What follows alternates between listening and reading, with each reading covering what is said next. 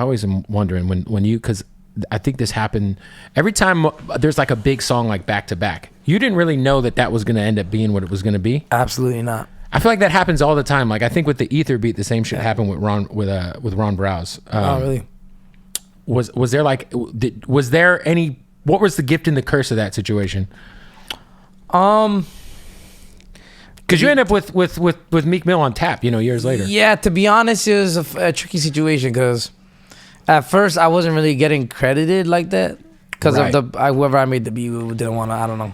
And then as later on, I ended up clearing that up and getting the credit publicly. But I was already popping as an artist before everybody knew that I produced back to back.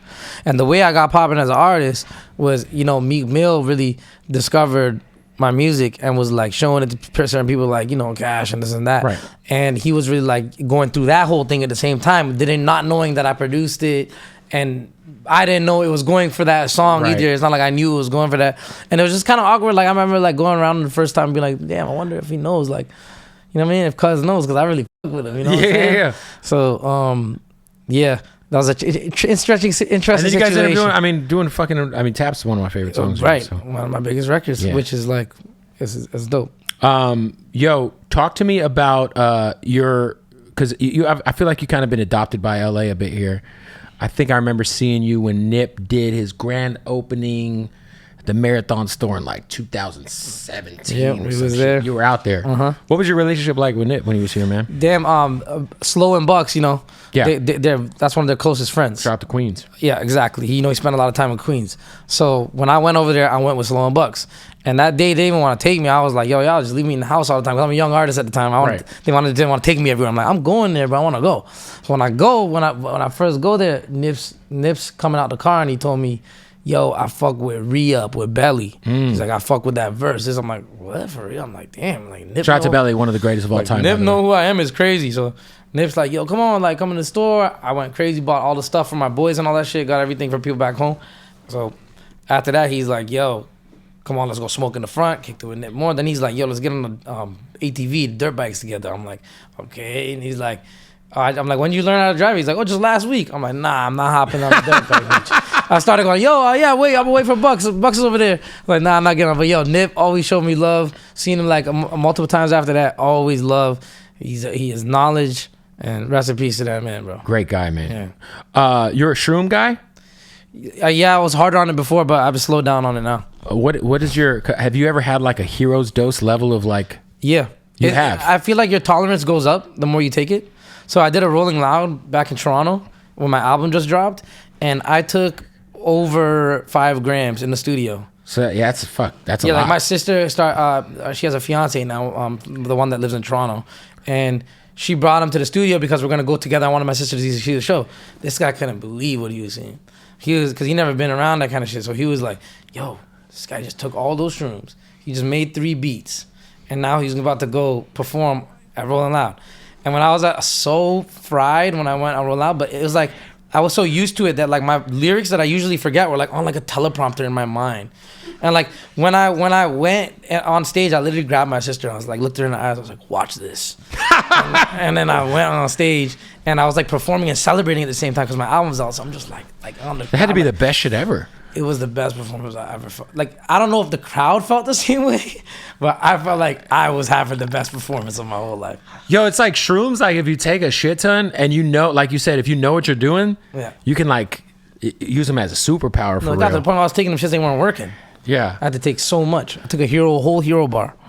Yeah, Belly gave me a book about I forget what it was called. It's at my house. I read it. It's about it kind of like the whole book's about this doctor wrote this book about psilocybin therapy and shit. And I remember there was one time I was at Belly's house, and you probably seen this thing. This motherfucker has this thing with sand on it, and when you play the music, it makes patterns. Thingy? Yeah. And I was tripping the fuck out because I was like, this is crazy. Like, this is like, music is real. Like, it's tangible. Like, you could see the frequencies, like, with the sand and shit. Some way or another, they say even this desk is made up of frequencies. For sure. I don't know how that works. Have you had a bad trip, though?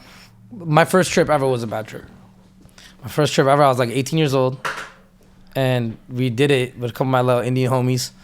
We did it in Toronto, and we just had a horrible trip. And one thing I noticed was back then I was running around with the wrong crowd, doing the wrong things, failing in school, and my homie who was like the weirdo and people made fun of him kind of type shit, he was having a great trip, and that kind of like taught me something. I'm like, this guy just is himself all the time. So that's why I feel like and I'm trying to be something I'm not. I hang out with the wrong people and doing the wrong things. And it really, like, when I came out of that shit, I graduated high school, switched up who I'm hanging out with, everything. Went to so it was a good trip, technically. It turned out to be. But the trip during it, horrible. Terrible. Every time I closed my eyes, fire-breathing dragon coming at me. When I opened it, something bad's happening. Everything. I couldn't get away from this shit. Have you done DMT? No. That's what I want to do that shit, but I'm hella scared, bro. I think I'm ready. I feel like once you're spiritually balanced while you're sober, right, you can handle all that shit. Yeah, you're pretty sober now, right? Yeah, I smoke weed every day. But like in terms of like, you know, the shit you were rapping about. I'll tap into stuff. You know what I mean? Like if it's like I'm in the studio. You're all-time best druggy rapper, by the way. In terms of the subject matter only. I appreciate it. Don't do drugs, kids. All right. Yeah, but I'll tap into some shit. Like if I'm in the studio for 2 weeks, there might be a day where we dabble in something just to get a different kind of vibe. Not every day. Right. That shit's just gonna kill you. Yeah, no, I feel like, you know, especially I feel like when you first got in the game, fentanyl wasn't really like a thing for real, you know. Fast forward now, it's like you gotta get the drug testing kit and shit out. Yeah, but even if you got a trustable source and it is good work, it don't matter. That shit is gonna work you eventually. For sure. Eventually. Even the weed now is fucking because they're spraying strong. Well, no, they're spraying weed with the terps. Yeah, it's like, what are you even smoking? Yeah, in New York is heavy right now. The terps. In New York, it's bad. The young dudes, they want that over the regular weed. Yeah, because like you're like, give me the shit with the terps. They're getting some bullshit packs from LA, and then they'll spruce them up. Some from weak lemon cherry. Yeah, and putting the terps on it. 100%, man. You're a big hockey fan? Growing up, more so, yeah. Is that just like because you're from Canada? Because I don't get it. I grew up playing and shit. Like Maple Leafs. Maple Leafs, they're the best they've ever been, but damn, bro, they haven't got a Stanley Cup in 60 years or some shit. So it's like I'm just waiting on that. Yeah, so like, would you say you're a bigger Raptors fan or Maple Leafs fan?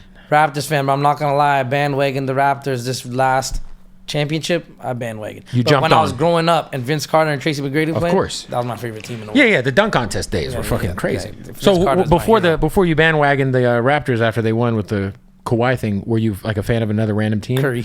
Oh, Steph. You're just a bandwagon. No. Just Curry. Curry. We've been seeing Curry how good he is back in the day when he had Monte Ellis on the team. So if you want Monte Ellis, bandwagon at all. Andrew Bogut, David Lee. We used to play the game and Monte Ellis was a star. But when you pass to Curry, he's hitting the threes. I'm like, who's this Curry guy? This Curry guy's fire. Then we watched him grow into who he is. I'm like, whoa, I like Curry. Curry's fire. For sure. Yeah. Have you? If I feel like obviously their hip hop scene in India has been blowing up. It's like its own thing. Like, how tapped in are you? Like, obviously, you're huge here, but are you tapped in at all to like what's going on over there?